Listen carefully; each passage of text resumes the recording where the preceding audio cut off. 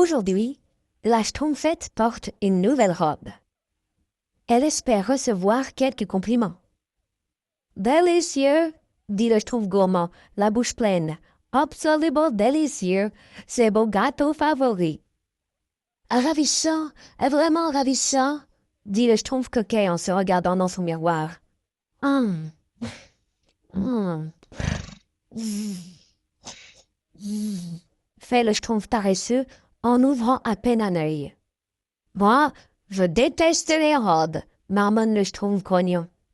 La Schtroumpfette est furieuse. Personne ne lui prête attention. « Ah, les Schtroumpfs, gronde-t-elle en quittant le village. Dans le bois, une petite fille nommée Laura subit les moqueries de ses frères. « Elle joue à la dinette avec ses amis les fées et les elfes, ricane le plus grand. C'est vrai, elle croit à toutes ces bêtises, lance l'autre, et ils s'éloignent en riant, laissant Laura toute seule. Pauvre petite, je vois qu'ils sont tous les mêmes, dit la Schtroumpfette en surgissant d'un buisson. Ah, qui es-tu? S'exclame Laura. Un lutin? Non, une Schtroumpfette. Je suis si contente de te voir. Et quelle belle robe tu as! Décidément, les nouvelles amies sont faites pour s'entendre. Laura et la Schtroumpfette décident d'aller se promener ensemble dans la forêt, sans rien dire aux garçons. Henri, le plus petit, aperçoit la Schtroumpfette juste avant qu'il disparaisse derrière un buisson. Mais il n'ose pas en parler à son frère. Au fond d'une clairière, les deux amis découvrent une vieille masure qui semble abandonnée. « Schtroumpfons-y un coup d'œil, » dit la Schtroumpfette. « Comme c'est sale !» s'écrie Laura en ouvrant la porte. « Personne ne vit ici, c'est sûr. »« Nettoyons cette maison, » propose la Schtroumpfette. « Nous en schtroumpferons notre refuge, interdit aux garçons et aux schtroumpfs. » Mais la maison n'était pas abandonnée.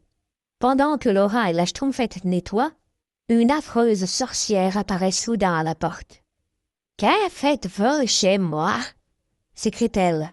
« Oh, excusez-nous, madame, » dit Laura. « Nous partons tout de suite. » Hélas, un terrible molosse les empêche de sortir. Les deux amies restent prisonnières de la sorcière qui les oblige à continuer leur travail. Au village, le grand Schtroumpf a remarqué l'absence de la Schtroumpfette. « Quand est-elle partie? Qui l'a aperçue ?» demande-t-il. « On ne sait pas, on n'a rien vu, on n'a rien remarqué, » répondent les Schtroumpfs. « Vous ne schtroumpfez jamais attention à elle, » gronde le grand Schtroumpf. « Il faut aller à sa recherche. » Chez la sorcière, tout est nettoyé et le repas est préparé. Mais Laura et la Schtroumpfette ne reçoivent que de l'eau et un bout de pain moisi. « Je suis fatiguée. Je veux aller dormir, » gémit Laura. « Comme tu voudras. Voici votre chambre, » ricane la sorcière. Elle ouvre une trappe et les pousse dans une cave sombre et humide. « Laura! Laura !» Le père et les frères de la petite fille la cherchent partout. Intrigués, les Schtroumpfs décident de les suivre. Eux non plus, ils n'ont trouvé aucune trace de la Schtroumpfette. Le père de Laura vient frapper à la porte de la sorcière. « Une petite fille ?» dit-elle. « Oui, je l'ai vue. Je crois qu'elle est partie par là. » Des appels au secours résonnent dans la cave, mais ils sont couverts par les aboiements des chiens.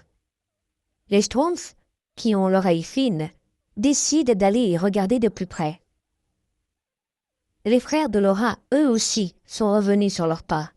« Des lutins !»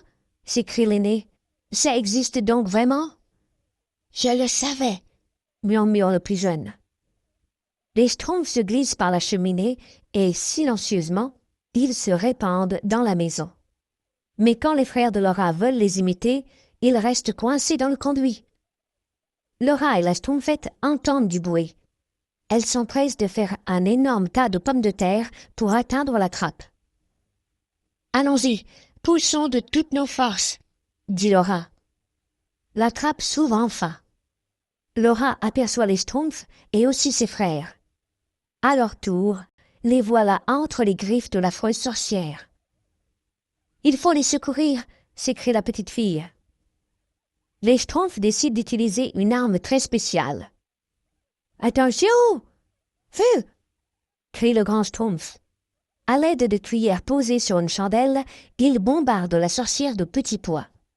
Profitant de sa surprise, il court vers la porte. Reste le terrible molosse. Mais la succulente volaille rôtie de la sorcière suffit largement à occuper son attention. Quel soulagement! Vous voilà tous les trois, sains et saufs! S'écrie le père de Laura en embrassant la petite fille. C'est grâce au lutin bleu, dit Laura. C'est vrai, confirment ses deux frères. Mais les Schtroumpfs ont déjà disparu.